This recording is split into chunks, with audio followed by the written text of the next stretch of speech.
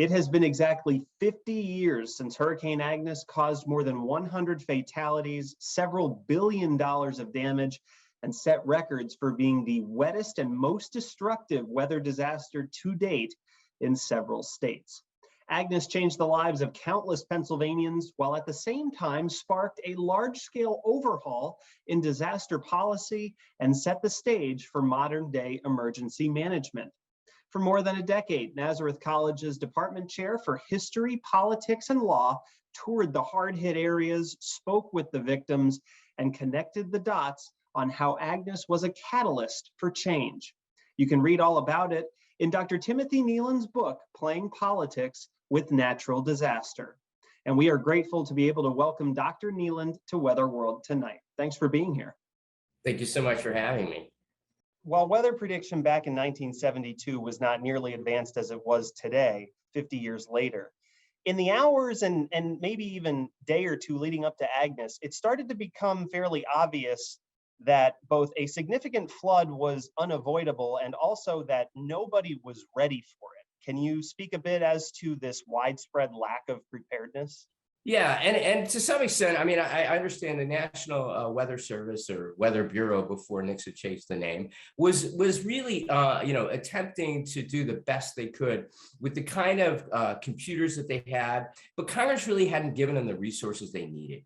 And so in a lot of ways, it was still sort of a 9-to-5 job for some people in these river forecasting centers or across the Weather Bureau. They did issue bulletins by Wednesday warning various areas that record flooding was quite possible, but no one could really calculate until they had the data how high the river might go. The flood was so dramatic and it happened so quickly that the river gauges actually began to spew out information that the computers couldn't read because they couldn't imagine that this volume of water could possibly be in the basin or in these rivers or streams. So they were sending, basically gobbledygook. And then on top of that, again, they didn't have 24-hour staffing at some of these river centers. And then you add to that the very fact that the Harrisburg River Forecasting Center was right there on the river. And of course, as the flood began, it knocked out power, which made all of their equipment useless. So you take a series of unfortunate events and you put them together, and now you've got not just a disaster, but a tragedy. And you touched on it a little bit already, but in the days after the Agnes flooding, all levels of government, and I guess particularly the federal government, started finding themselves under the microscope almost immediately due to the response and recovery efforts or lack thereof. Can you talk about some of the things that the administrations did or didn't do that pretty much drew immediate criticism? Sure, absolutely. Here's the problem. Again, we think of the federal disaster program being around a long time, and it has by now. But in 1972, it was only 2 decades old, so it was still a fairly new role for the federal government.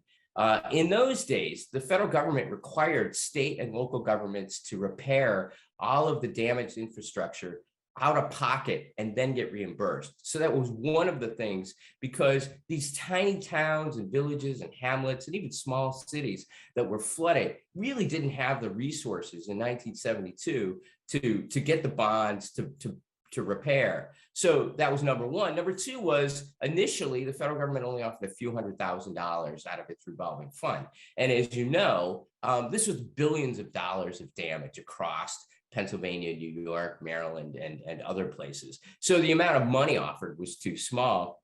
And Nixon himself didn't show a lot of empathy. The weekend of the storm, he went to Camp David to play around with the all-star pick for baseball, and he had to be cajoled and encouraged to actually go to Harrisburg, helicopter to Harrisburg, and drop down and say a few kind words. It was people like Milton Schaap, the governor of Pennsylvania, who really tried to alert the press and the public that there needed to be major resources put in. So at the same time that all of the criticism was being garnered for the troubled response, at the same time, this Agnes disaster actually started to serve as a catalyst toward a lot of flood-related policy change and even sow the seeds of modern-day emergency management, right?